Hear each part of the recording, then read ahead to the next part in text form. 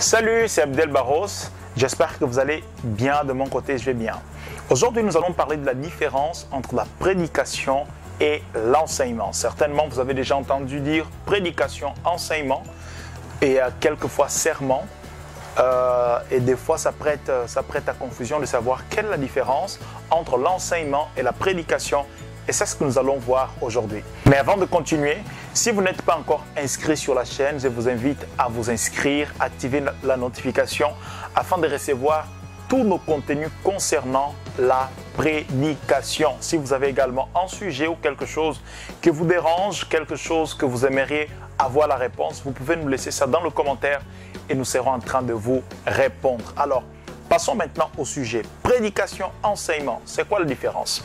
Tout d'abord, il faut savoir qu'il est possible de prêcher sous forme d'enseignement. C'est lorsqu'on prend une prédication et on fait cela sous forme de série.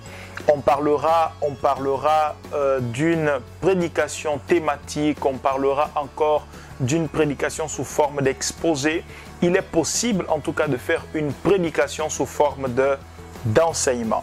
Mais c'est quoi la différence? C'est quoi la nuance que nous pouvons voir dans la prédication et l'enseignement? Premièrement, la prédication veut tout simplement dire annoncer l'évangile. C'est annoncer l'évangile. C'est dire l'évangile. Et l'évangile, c'est la bonne nouvelle. Annoncer une bonne nouvelle. Une bonne nouvelle qui sera capable de permettre à l'homme d'avoir l'espérance dans son cœur, qui suscite la foi, qui suscite l'espérance. C'est ça, annoncer la bonne nouvelle, prêcher l'évangile. De ces faits, quand on parle de prédication, prédication veut tout simplement dire annoncer une parole que va tenir compte des problèmes des hommes d'une manière générale. Elle vient toucher d'une manière générale aux problèmes des hommes, des choses qu'ils vivent quotidiennement, des choses qu'ils vivent dans la société.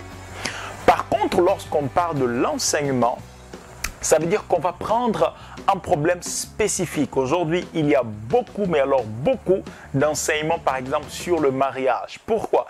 Parce que les prédicateurs veulent traiter un problème spécifique. Et quand une prédication traite un sujet spécifique durant une longue période, l'on peut appeler cela une prédication sous forme d'enseignement ou carrément un enseignement. C'est la nuance qu'il existe entre la prédication et l'enseignement. Donc l'enseignement vient pour traiter un problème spécifique, par exemple le mariage, par exemple la prière. Nous voulons enseigner c'est quoi la prière, comment prier, comment être exaucé, pourquoi certaines prières ne sont pas exaucées, et beaucoup d'autres sujets qui peuvent faire partie de la prière. Mais la prédication, par contre, sera annoncer l'amour de Dieu et ensuite donner un plan global, une vision globale de comment est-ce que l'amour de Dieu peut couvrir plusieurs aspects de la vie. Ça, c'est une prédication. Pourquoi il est important de faire la différence entre la prédication et l'enseignement? Pour ne pas tomber dans le piège, peut-être chaque dimanche seulement enseigner, parce que c'est bien d'enseigner et aujourd'hui nous avons beaucoup d'enseignements et c'est une chose bonne, mais il faut également que nous puissions avoir des prédications, des messages qui suscitent la foi, qui suscitent l'espérance, qui traitent d'une manière générale les problèmes quotidiens des personnes et après avoir traité ces problèmes, suscite un engagement, une action de la part de ces personnes.